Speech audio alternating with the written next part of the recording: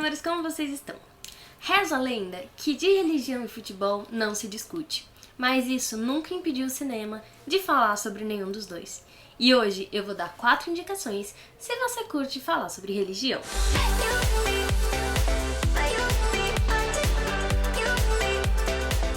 O primeiro filme que eu vou indicar é o filme chamado Spotlight, ou Spotlight Segredos Revelados, que vai contar a história do descobrimento dos abusos sexuais que aconteciam na igreja. É baseado num caso real e conta com o Michael Keaton, a Rachel McAdams, o Mark Ruffalo, o Stanley Tucci e mais um monte de gente famosa. Tem algumas coisas bem legais de se saber sobre esse filme. O primeiro é que ele entrou para 1001 filmes que você precisa assistir antes de morrer. Foi indicado para o Oscar. O segundo que eu vou indicar é uma série que se você não assistiu, você precisa assistir. E se você assistiu, você sabe que vale a pena, que se chama Lucifer, que vai contar a história do momento em que Lucifer decide que ele não quer mais tomar conta do inferno e ele vai para Los Angeles para viver um pouco. A série conta com o Tom Ellis, a Laura German, o Kevin Alejandro, a Rachel Harris, o D.B. Woodside, a Leslie Ann Brandit e a Amy Garcia. Essa série tem algumas coisas bem legais de se saber. A primeira é, o Tom Ellis canta em todas as cenas que ele aparece cantando, porém ele não toca piano.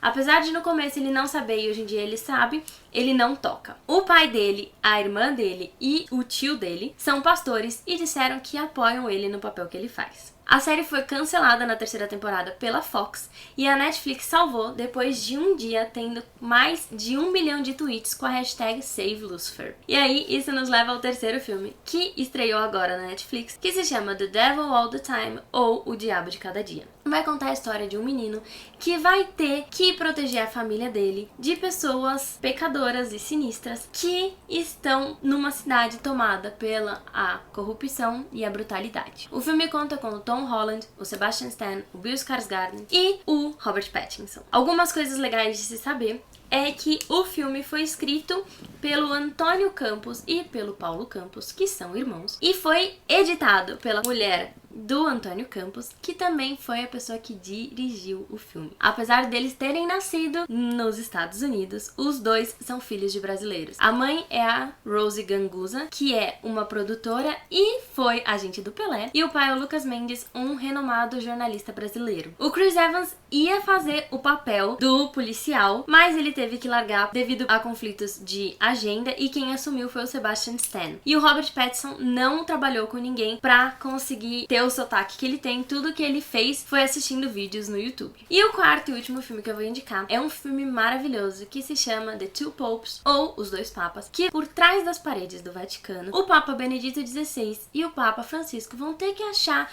um meio comum para conseguir levar a Igreja Católica adiante. Esse filme é muito incrível, foi dirigido pelo Fernando Meirelles, que é brasileiro, conta com o Anthony Hopkins e o Jonathan Pryce. Algumas curiosidades, o Anthony Hopkins, assim como o Papa Benedito, toca piano e nas cenas em que ele aparece tocando, ele está tocando de verdade. O Jonathan Pryce tem algumas características muito parecidas com o Papa Francisco, tanto é que quando o Papa Francisco assumiu, tiveram várias fotos que eles colocaram comparando os dois e o filho dele chegou até a mandar uma mensagem falando: pai, você virou o Papa. E isso foi um dos motivos pelo qual o Fernando Meirelles contratou ele, porque quando eles estavam procurando quem podia fazer o papel do Papa Francisco, ele viu as imagens e acabou indo pesquisar um pouco sobre a filmografia do Jonathan Pryce, gostou e chamou ele pra fazer uma entrevista, e ele conseguiu o papel. O Fernando Meirelles quase que não dirige o filme, apesar dele estar em negociação desde o começo. Ele ia trabalhar nas Olimpíadas do Rio de Janeiro, e isso foi um projeto que demorou 2 anos pra ficar pronto, e ele achou que ele não ia conseguir. Porém, quando o projeto acabou, foi o momento em que o roteiro ficou pronto, e aí ele acabou dirigindo.